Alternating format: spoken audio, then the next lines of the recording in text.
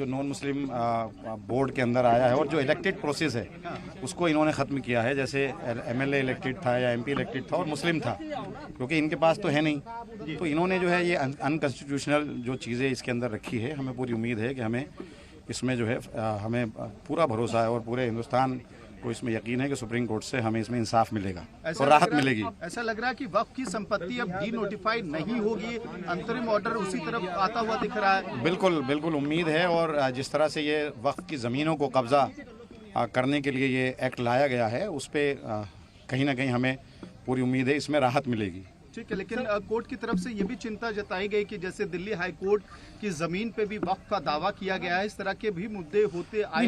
मैं वहाँ चेयरमैन रहा हूँ, हमने अभी ऐसा कभी नहीं। देखिए, कोई भी आदमी खड़े होकर के मीडिया के अंदर कह दे, देखिए वक्फ की यहाँ पर दिल्ली के अंदर 1977 प्रॉपर्टीज़ हैं और सबका गजट नोटिफिकेशन है, वो सब जो है गजट में है और एरिया भी गजट के अंदर है।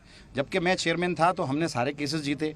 अब जब इनका, जैसे मैं मिसाल देता हूँ कि ये सारी चीज़ें अब उसके बाद जब मैं 2023 में चेयरमैन नहीं रहा, पद से हट गया, तो अब रेवेन्यू जो सेक्रेटरी है वो जो है उसको देख रहे हैं। तो शाही ईदगाह का मसला आया, तो शाही ईदगाह की ज़मीन को बाकायदा उसने एफिडेविट दिया कि हमारी नहीं है।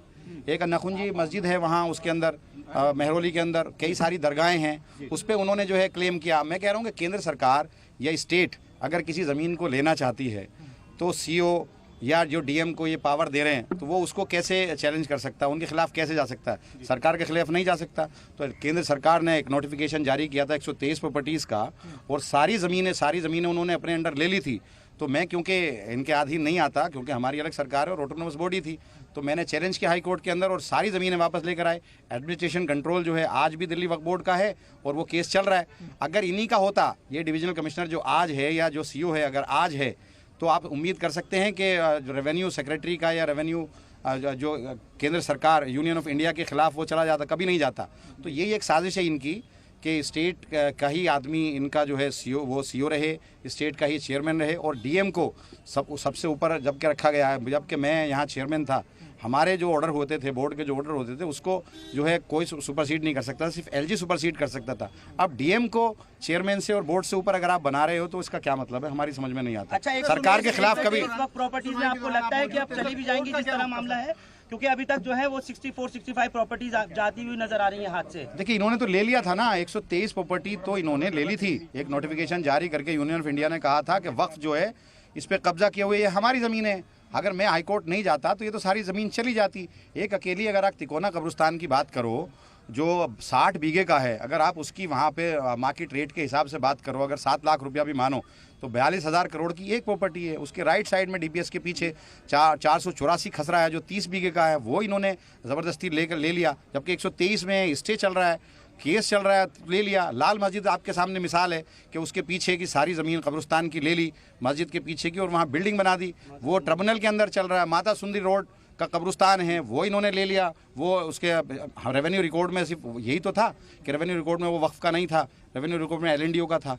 तो आप ट्रिब्यूनल में हैं और हम हाईकोर्ट भी गए तो कहा ट्रिब्यूनल से जब फैसला आ जाएगा, तो ट्रिब्यूनल के फैसले को भी ये लोग नहीं मानते। तो कह रहे हैं हम कुछ नहीं लेंगे मुसलमानों के फायदे के लिए। अमानतुल्लाह साहब, अमित शाह ने ये कहा है पार्लियामेंट में कि हम कुछ नहीं लेंगे, आप कह रहे हैं तो यही लिख करके दे दें कि कोई डिस्प्यूट हो या कुछ भी हो, अगर वो पहले से वक्फ बाय यूज़र यूज़ हो रहा है तो उसको हम किसी को टच नहीं करेंगे। एक नोटिफिकेशन ले आए वो।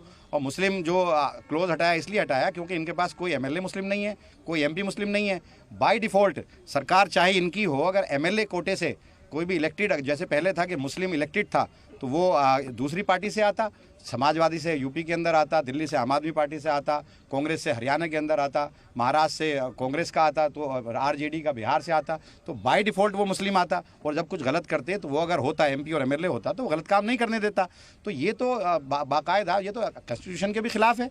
तो सारा का सारा इनका जो मसला है वो कॉन्स्टिट्यूशन के खिलाफ है और उसी पर जा रहे हैं। और आने वाले वक्त में अगर ये एक्ट इसके अंदर तरमीम नहीं हुई है, नहीं रोका गया, तो आने वाले वक्त में गांव के अंदर, देहात के अंदर बहुत सारी ज़मीनें जो ग्राम सभा के अंदर है, कल प्रधान खड़े होकर कहेगा कि ये तो इलीगल है, डीएम उसको रोक देगा, दफीना रोक देगा।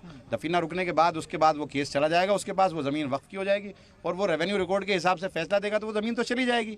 और ऐसा हुआ है बहुत सारी ज़मीनों पर। जो तिकोना कब्रिस्तान है वहाँ पर दफीना इन्होंने रोका है, लाल मस्जिद पर इन्होंने रोका है, माता सुंदरी रोड पर रोका है। एक जो है उत्तम नगर के अंदर जो फ्लड इरिगेशन की ज़मीन थी वहाँ के एसडीएम ने रोक दिया, हम नहीं करा पाए वहाँ पर। तो बहुत सारी जगहें हैं, हम कौन जाता फिरेगा। अगर कोई भी कंप्लेन करेगा तो कंप्लेन को अटेंड करके वो वहाँ पे दफीना रोक देगा। नमाज अगर मस्जिद होगी तो नमाज रोक देगा। तो वक्फ बाय यूज़र में तो ये करेंगे, तो वो कहेंगे जितनी भी प्रॉपर्टी हैं, अगर वो 9 लाख प्रॉपर्टी है, 9 लाख प्रॉपर्टी में से एक भी प्रॉपर्टी को हम मुसलमानों से नहीं लेंगे तो मैं मानने को तैयार हूँ। आज ये ठीक कह रहे हैं, सच बोल रहे हैं, लिख कर दे एक प्रॉपर्टी का, क्यों नहीं लिख कर दे देगा? और क्यों जब आखिर में एक सवाल, आप लोग स्टे की उम्मीद से आए थे, लेकिन दोनों इंटरिम ऑर्डर से खुश हैं? जो इंटरिम ऑर्डर लगता है कि कल आ सकता है? देखिए, पूरी उम्मीद है, अभी तो नहीं कहा जा सकता, कल के लिए छोड़ा है, तो अभी फैसला जब तक नहीं आएगा तब तक नहीं कहा जा सकता। बहस होनी है और इसमें सारे लोगों ने अच्छे से अपने पॉइंट रखे हैं और सारी चीजें समझ आ रही हैं। अच्छा, सुप्रीम कोर्ट ने जो मुर्शिदाबाद में हिंसा है या और बिल्कुल जो चिंता जताई है वायलेंस को लेकर सुप्रीम कोर्ट ने जो है वो ये तो गांव-गांव हर जगह गांव-गांव मजहबी, जब मस्जिद में आप जाकर के क्लेम दूसरे करेंगे, दफीना रोकेंगे, ईद की नमाज पढ़ने से रोकेंगे तो क्या होगा? वायलेंस होगा। ये तो पूरे मुल्क में फसाद कराने के लिए तो ये लाए हैं, इनका मकसद ये है। इनकी रोटी, सियासी रोटी बगैर फसाद के सिकती नहीं है। ये तो आज बेरोजगारी से लोग परेशान हैं, महंगाई से लोग परेशान हैं, इसमें उलझा कर रख दिया सारे लोगों को। अब आप बताइए, कब्रिस्तान पर भी ये कब्जा अगर करेंगे, मस्जिदों पर भी ये कब्जा अगर करेंगे तो वायलेंस तो होगा, क्यों नहीं होगा? ये तो करना चाहते हैं, यही तो इनका मकसद है। तो सुप्रीम कोर्ट इसको देख रहा है और इसमें अच्छा फैसला आएगा। आगे